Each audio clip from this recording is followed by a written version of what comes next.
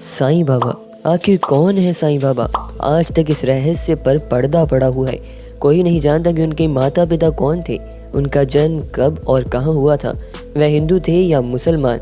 ठीक इसी प्रकार उनके विषय में यह भी बात आज तक निश्चित नहीं हो सकी है कि वह किसके अवतार थे, क्योंकि उन्होंने सदा ही अपने भक्तों को उसी रूप में दर्शन दिए हैं जिस रूप में भक्तों ने उन्हें माना और पूजा है।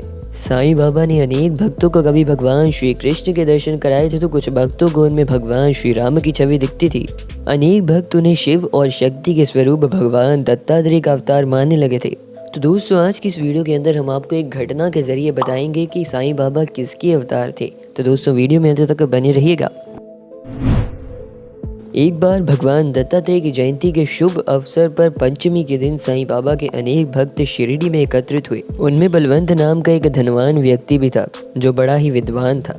वह भगवान दत्तात्रेय का भक्त था और साईं बाबा की परीक्षा लेने के लिए शिरडी आया था। अपनी दिव्य दृष्टि से साईं बाबा को बलवंत के द्वारका माई पहुंचने से पहले ही ज्ञात हो चुका था कि वह क्यों और किस उद्देश्य में शिरडी आया है। बलवंत जैसे ही द्वारका माई के निकट पहुंचा तो बाबा क्रोध में आ गए और क्रोध में आकर अपने सम्मुख बैठे सभी भक्तों को वहां से चले जाने का आदेश दिया। सभी लोग बाबा के इस असामान्य व्यवहार को देखकर चिंतित और भयभीत हो उठे।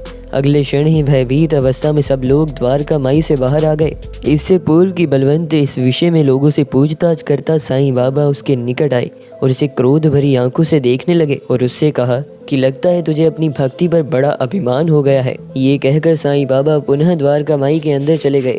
कोई भी द्वारका माई के अंदर पुनः जाने का साहस नहीं कर पा रहा था। सभी बाहर खड़े होकर बाबा की आज्ञा की प्रतीक्षा कर रहे थे। लगभग 2-2.5 मिनट के उपरांत अंदर से साईं बाबा की आवाज़ सुनाई दी।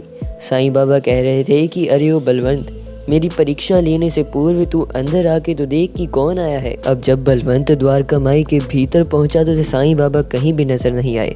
उसने बाबा के स्थान पर भगवान दत्तात्रेय का स्वरूप धारण किए हुए एक विचित्र बालक दिखाई दिया, जिसके ब्रह्मा, विष्णु और महेश रूपी 3 शीश और अनेक हाथ देखकर बलवंत हैरान हो गया। अपने इष्ट भगवान दत्तात्रेय को एक नवजात शिशु के रूप में देखकर वह भावुक हो उठा और हर्षोल्लास में चीख कर सबको द्वारका माई के अंदर आने के लिए पुकारने लगा। बलवंत की आवाज़ सुनते ही सभी लोग तेज कदमों से द्वारका माई के आंगन में पहुंचे।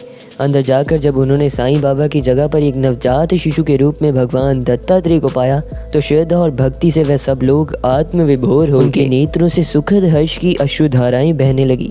कुछ ही क्षणों में वह अद्भुत बालक सबकी नजरों से ओझल हो गया और उसके स्थान पर सबको साईं बाबा पुनः दिखने लगे। इस चमत्कारिक घटना के बाद साईं बाबा के अधिकांश भक्तों को ये विश्वास हो गया है कि वास्तव में साईं बाबा शिव शक्ति के स्वरूप भगवान दत्तात्रेय के ही अवतार हैं।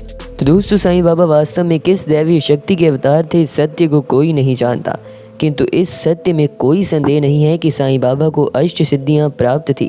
तो आपके इस बारे में क्या विचार हैं, हमें कमेंट बॉक्स में ज़रूर बताइएगा और साथ ही कमेंट बॉक्स में जय साईं नाथ ज़रूर लिखिएगा।